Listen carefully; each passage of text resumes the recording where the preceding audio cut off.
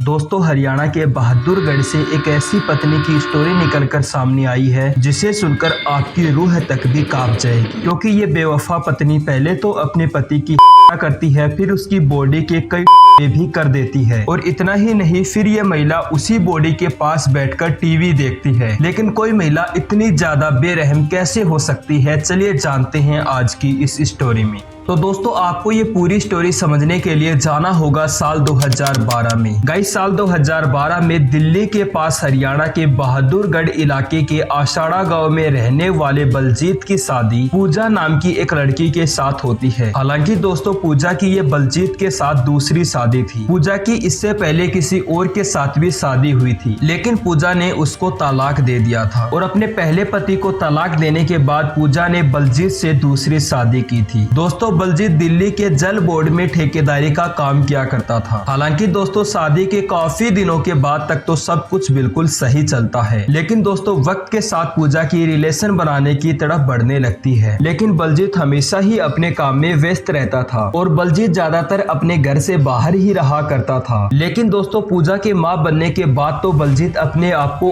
और भी ज्यादा बिजी रखने लगा और वो 1 या 2 महीने में महज 2 से 3 दिनों के लिए ही घर पर आया करता था, जिसकी वजह से पूजा की रिलेशन बनाने की तरफ और भी ज्यादा बढ़ गई। क्योंकि अब तो समय के साथ बलजीत ने पूजा के साथ वक्त बिताना भी बंद कर दिया था। इसीलिए पूजा अब एक ऐसे रास्ते पर आगे बढ़ चुकी थी जिसकी वजह से आप आज पूजा की स्टोरी सुन रहे हैं। दरअसल दोस्तों अपनी हवस मिटाने के लिए पूजा एक आंसू नाम के लड़के के साथ रिलेशनशिप में आ जाती है और उसके साथ समय गुजारने लगती है। और दोस्तों समय के साथ दोनों की नजदीकियां काफी ज्यादा बढ़ जाती हैं। अब तो आंसू रोज रोज बलजीत की गैर हाजिरी में पूजा के घर पर आने लगा और वहां पर दोनों काफी ज्यादा एंजॉय करने लगी। और दोस्तों ऐसे ही काफी दिनों का समय गुजर जाता है। अब पूजा और आंसू इतने ज्यादा बेखौफ हो चुके थे कि उन्हें किसी भी बात का डर नहीं था, इसीलिए दोनों हमेशा साथ साथ रहते थे। और अब तो आंसू ने ज्यादातर बलजीत के घर पर ही रहना शुरू कर दिया था, क्योंकि बलजीत कभी कभार ही अपने घर पर आया करता था। लेकिन दोस्तों बलजीत इस बात से बिल्कुल अनजान था कि उसकी पत्नी के किसी दूसरे मर्द के साथ रिलेशन है। लेकिन दोस्तों जब सब कुछ बिल्कुल सही चल ही रहा था कि तभी 24 अप्रैल 2016 को रोज की तरह ही बलजीत अपना काम कर रहा था और उस दिन उसका घर पर आने का कोई इरादा भी नहीं था। इसीलिए वो अपनी पत्नी को फोन करके बता देता है कि वो आज घर पर नहीं आने वाला है, इसीलिए वो उसका इंतजार ना करे। लेकिन दोस्तों उसकी पत्नी इसी बात का फायदा उठाती है और अपने आशिक आंसू को अपने घर पर बुला लेती है और दोनों रिलेशन बनाने लगते हैं। लेकिन दोस्तों तभी अचानक बलजीत का काम खत्म हो जाता है और बलजीत अचानक ही विचार बना लेता है कि वो अपने घर जाएगा। और दोस्तों बलजीत निकल पड़ता है दिल्ली से अपने घर आने के लिए और कुछ ही देर के बाद बलजीत अपने घर भी पहुंच जाता है। लेकिन जैसे ही बलजीत अपने घर के अंदर एंटर करता है तब उसकी आंखें फटी की फटी रह जाती हैं, क्योंकि घर के अंदर एंटर करते ही बलजीत पाता है कि उसकी पत्नी किसी दूसरे व्यक्ति के साथ आपत्तिजनक अवस्था में बेड पर पड़ी है। इसके बाद बलजीत का खून खोल उठता है। लेकिन दोस्तों उस समय पूजा बलजीत के सामने माफी मांगने के बजाय उससे झगड़ने लगती है और उससे लड़ाई करने लगती है और यहाँ तक कि पूजा बलजीत को धमकी भी दे देती है कि वो उसे मार देगी। हालांकि दोस्तों आंसू मौका देखकर वहाँ से फरार हो जाता है और दोनों पति पत्नियों की काफी देर तक ऐसे ही बहस चलती है। लेकिन काफी देर के बाद जब बलजीत का गुस्सा शांत होता है तब पूजा उससे माफी मांगती है और बलजीत भी पूजा को माफ कर देता है। लेकिन दोस्तों पूजा ने ये सब केवल दिखावे में किया था। वो अपने मन में बलजीत को अपना दुश्मन समझती थी और वो अब बलजीत को अपने रास्ते से किसी भी हालत में हटाना चाहती थी। इसीलिए वो उसी रात को बलजीत को रास्ते से हटाने की एक योजना बनाती है। और उस रात को जब दोनों का झगड़ा शांत हुआ तब जब बलजीत खाना खाने लगा तब पूजा चुपके से बलजीत के खाने में काफी सारी नशीली गोलियां मिला देती है, जिससे कि बलजीत खाना खाते ही तुरंत बेहोश हो जाता है। इसके बाद पूजा अपने आशिक को कॉल करती है और उसको सारी योजना बताती है और पूजा का आशिक आंसू भी तुरंत वहाँ पर अपने 3 साथियों के साथ पहुंच जाता है। जिसके बाद पूजा के साथियों ने एक चुन्नी से बलजीत की गला